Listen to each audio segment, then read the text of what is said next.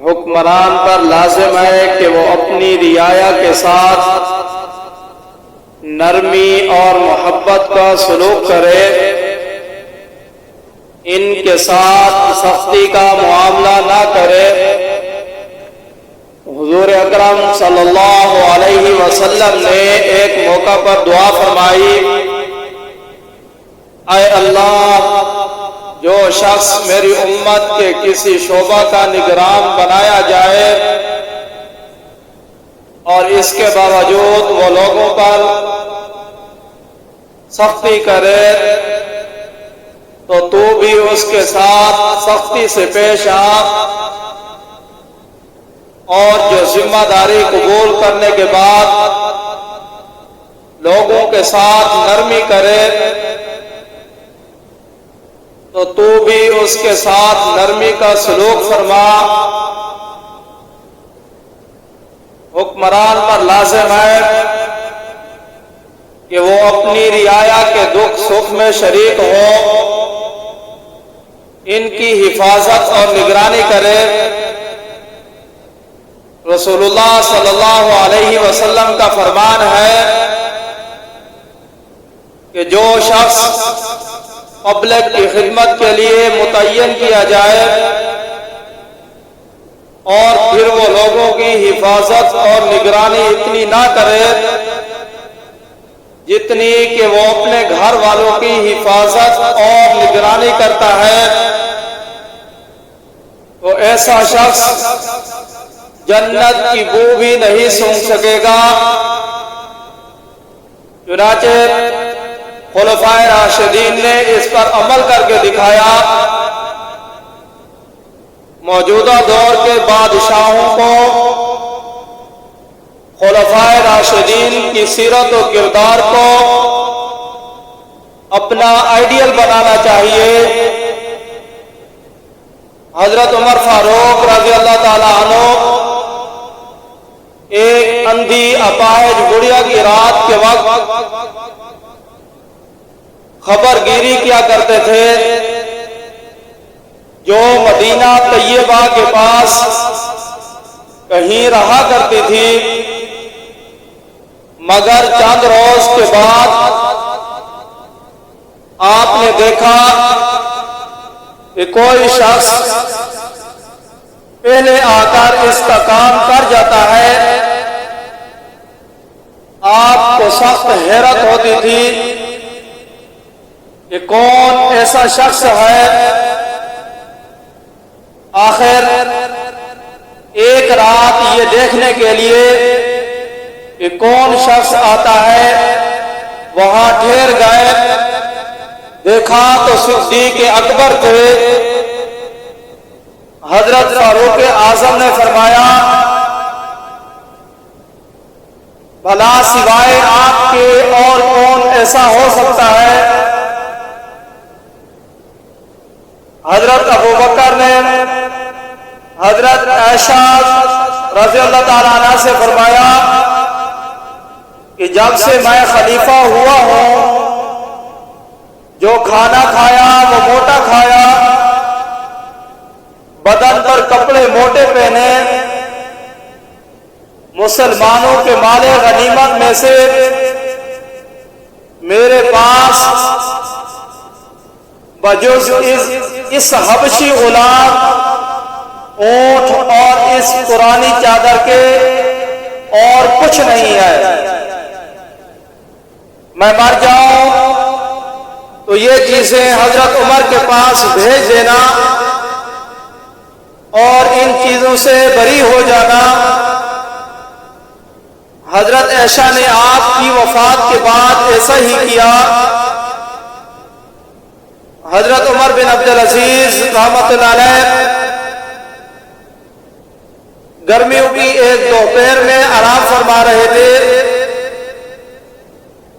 और एक लौंडी पंखा जल रही थी। पंखा जलते जलते इसकी भी आंख लग गई, तो आप पंखा लेकर लौंडी को झलने लगे। इसकी आंख खुली तो घबरा कर चिल्लाई, अमीरुल मोमिनीन ये आप क्या कर रहे हैं? अमीरुल मोमिनीन ने लौंडी को तसल्ली देते हुए फरमाया, मेरी तरह तुम भी इंसान हो, तुमको भी गर्मी लगती है। जिस तरह तुम मुझे पंखा झल रही थी, अगर मैंने भी झल दिया तो मुज़ैका की क्या बात है।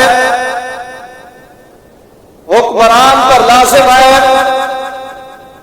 कि रियाया में अदलो इंसाफ को आम करे, ऐसे काजी और जज मुकर्रर करे जो इंसाफ को चंद टकों में ना बेचे और इनकी नजर में अमीर और गरीब बराबर हों। इसी सिलसिला में हजरत अली रज़ियल्लाहु ताला अन्हु का मशहूर वाक़या है कि उनकी ज़िरा एक दफा एक यहूदी ने ले ली थी। आप ही का ज़माना खिलाफत था। आप मुद्दई बनकर अपने मुलाजिम काजी के दरबार में जा खड़े हुए और अपनी गवाही में हजरत हसन और अपने गुलाम को पेश किया। काजी ने इनकी शहादत लेने से इनकार कर दिया और कहा कि बेटे की शहादत बाप के लिए और गुलाम की शहादत आका के लिए कबूल नहीं की जा सकती। इस पर हजरत अली ने फरमाया, आप हसन की शहादत को कबूल करने से इनकार करते हैं, हालांकि मैंने रसूलुल्लाह सल्लल्लाहु अलैहि वसल्लम की जुबान मुबारक से सुना है कि हसन और हुसैन दोनों जवानान जन्नत के सरदार हैं।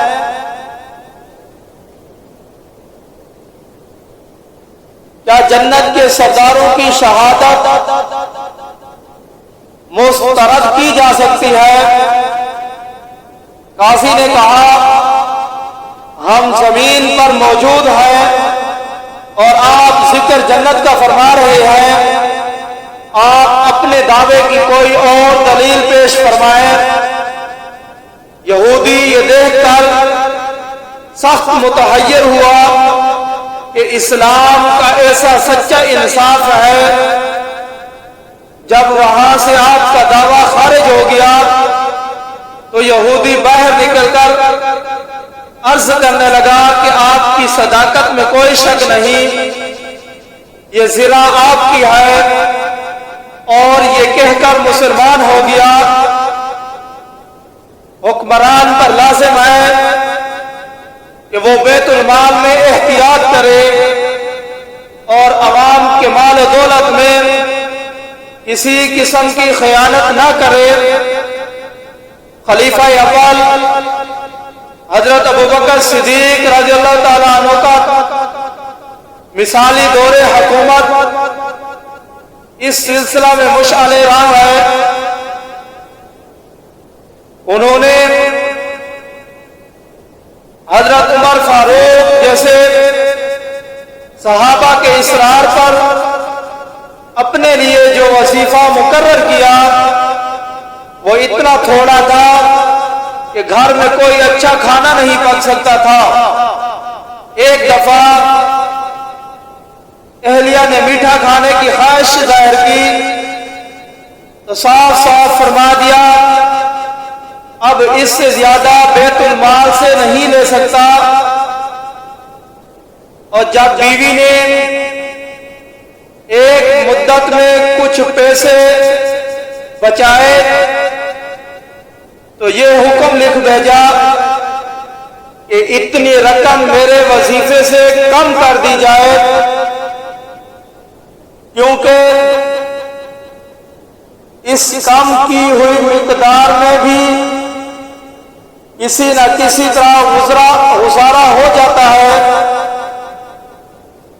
और इससे बढ़कर ये कि अपनी एहलिया की वो बचाई हुई रकम भी बैतुल माल में भिजवा दी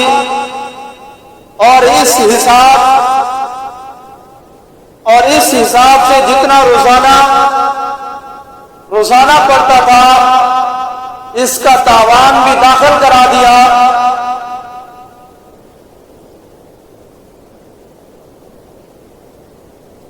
आज का हुक्मरान इक्तदार को अमानत नहीं समझता, बाप दादा की जागीर समझता है, बैतुल माल को अमानत नहीं समझता, बल्कि माले गनीमत समझता है।